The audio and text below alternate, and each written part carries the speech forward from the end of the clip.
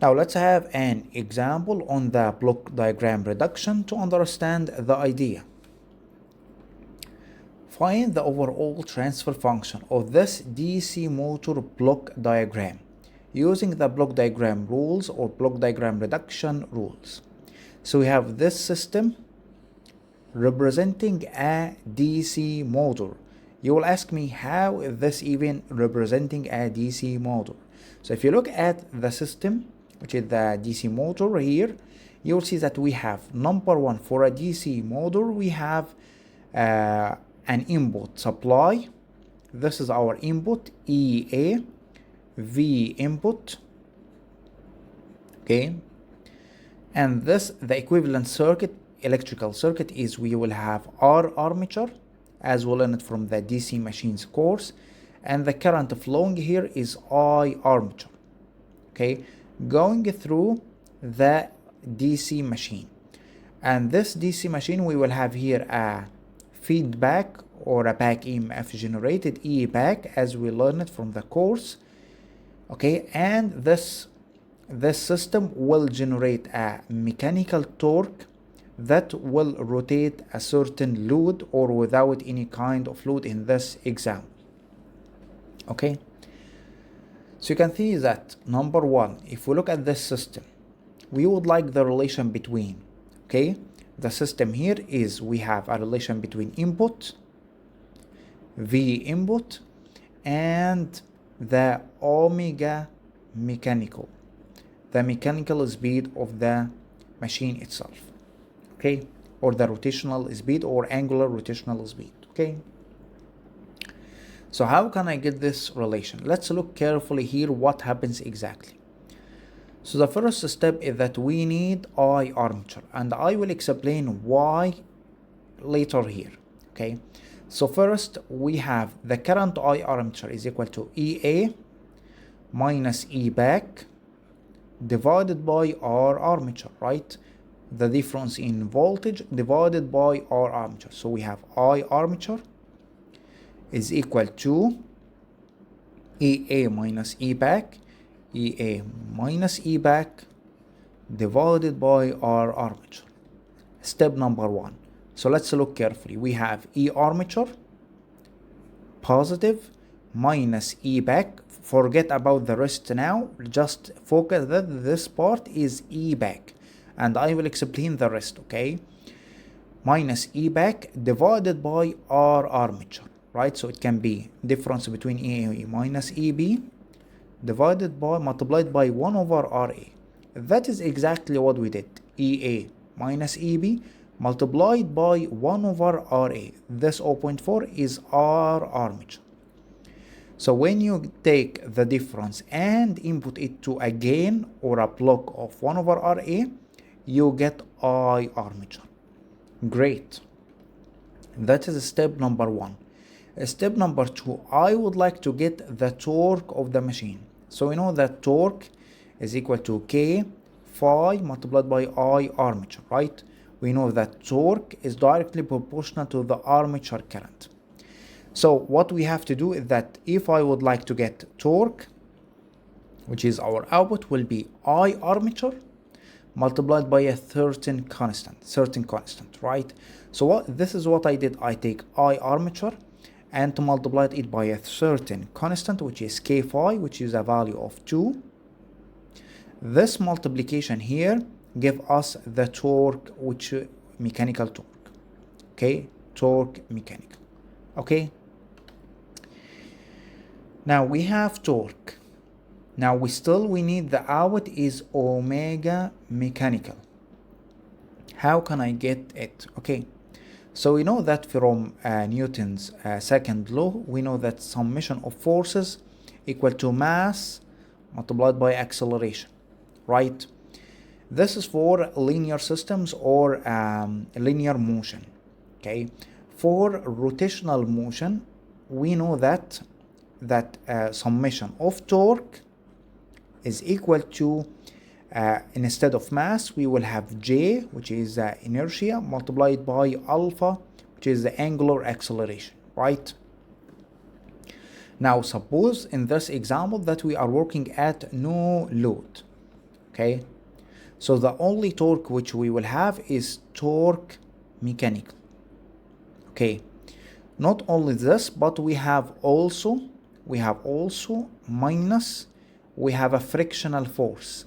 Frictional force in rotational, it is beta multiplied by omega, right? Omega mechanical equal to J multiplied by alpha. We know that alpha is omega mechanical dot, right? Or the derivative of the rotational speed. So we can say omega mechanical dot. This is the equation that we have, okay? Which relates torque with omega, okay? Now, since we are talking about our closed loop, or our system is operating in Laplace transform, right?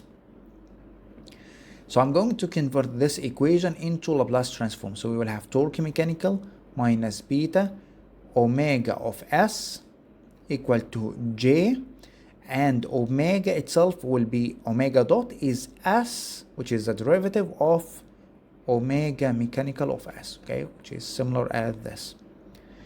Now let's take this to the other side.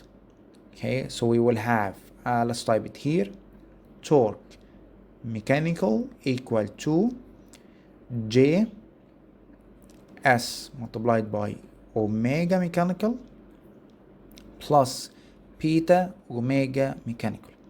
Now let's take omega as a common factor. We will have JS plus beta, okay? Now we would like to convert from torque mechanical to omega m, okay? So what I'm going to do, torque mechanical, I'm going to divide it by this factor. So we will write this, let's type it here, okay? Type it here. So we will say omega m is equal to torque mechanical multiplied by 1 over JS plus beta, okay, from this equation here. So I'm going to take torque mechanical and multiply it by 1 over JS plus beta. So this part here is JS plus beta.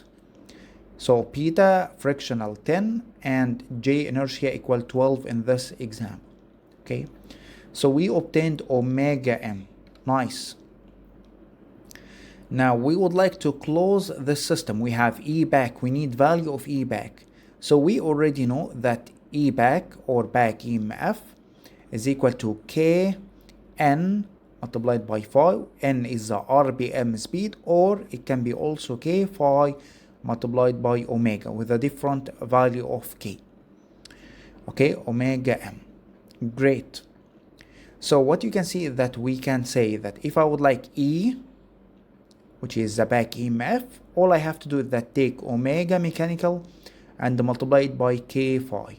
So I took omega mechanical multiplied by K phi. This one is K phi. Nice. So when I did this, I obtained E back, okay? So you can see this block diagram here is a representation for the DC motor, okay? Now what I would like to do is reduce this block. So the first step, look for the easiest thing that you can minimize. You can see we have 3 consecutive blocks, right? 3 gains after each other. So their equivalent will be the first multiplied by second multiplied by third. So it will be 1 over 12s plus 10 multiplied by 2 multiplied by 1 over 0.4. This is the resultant block for all of this. So if I write it, it will be like this. 2 divided by 0.4 gives us 5 multiplied by 1 over 12s plus 10. Nice. Now you can see that this system now, this one can be considered as G, and this one can be considered as H, and we have a negative feedback. So we know that the equivalent is transfer function equivalent of the system is G over 1 plus, since we have a negative feedback, GH. So it will be G 5 over 12S plus 10 divided by 1 plus G, okay, multiplied by H, which is 2. Okay, so these two together will be 10. Okay, now take this down here. So we will have in numerator 5 12S plus 10 multiplied by 1. Okay, and take this multiplied by this, so we will have only 10 remaining. So this will be 20. So 5 over 12S plus 20. So let's see, like this. So the equivalent circuit will be 5 over 12S plus 20. This relates the omega, the input, which is the input supply, with the output speed in this case. Now let's look at this. So you can see this is the system that I talked about, right? Now if we are talking about transient stability, I will do a simple modification to this block diagram. What do you mean by modification? You will see that we will have two parts. So this is the general form for DC motor block diagram. First step is that we added L armature, the inductance of the armature. Now you will ask me, why do we have even inductance? We are talking about a DC machine. Well, we have an inductance because we are talking about transient stability. In a steady state, inductance will be 0, okay, or XL will be 0. However, the inductance is presented during the transient stability of the system, okay. In a steady state, it is neglected or eliminated completely. Okay, now you can see armature, which is 1 over RA here, will be just 1 over LAS plus RA armature. Now where did we get this? You can see that current here is equal to VA minus E back divided by the total impedance, which is RA plus this impedance in Laplace transform is S multiplied by LA. So it will be plus SLA or LAS. Okay, so the difference between these two voltages, as you can see, divided by or multiplied by 1 over RA LAS multiplied by 1 over LAS plus RA, as you can see here. Okay, so this will be I armature, exact like here, and we have the relation between torque and I armature related to a constant K. So it gives us torque. Okay, now look carefully here. This is the equation 1 over GS plus beta, as I explained before, and this is the same factor that relates omega with E back. Okay, now look carefully at this. Now I said before that in this block diagram we said that we are operating at no load, right? Now if I have a load, this load is considered as a disturbance. Now where did I put this load, or where I put this load? Now remember, from the equation, the summation of torque is equal to J multiplied by alpha, right? So exactly similar to this, but instead of having a torque mechanical minus J minus beta omega mechanical, we will have an additional torque, which is the torque of the load, which we denoted by dt, or disturbance torque. So you can see that we can say torque mechanical minus torque load equal to omega m js plus beta.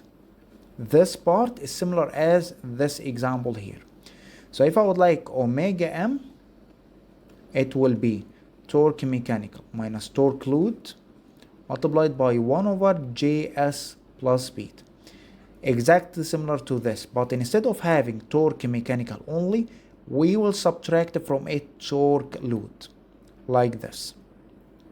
Okay, so this is the general form for our DC motor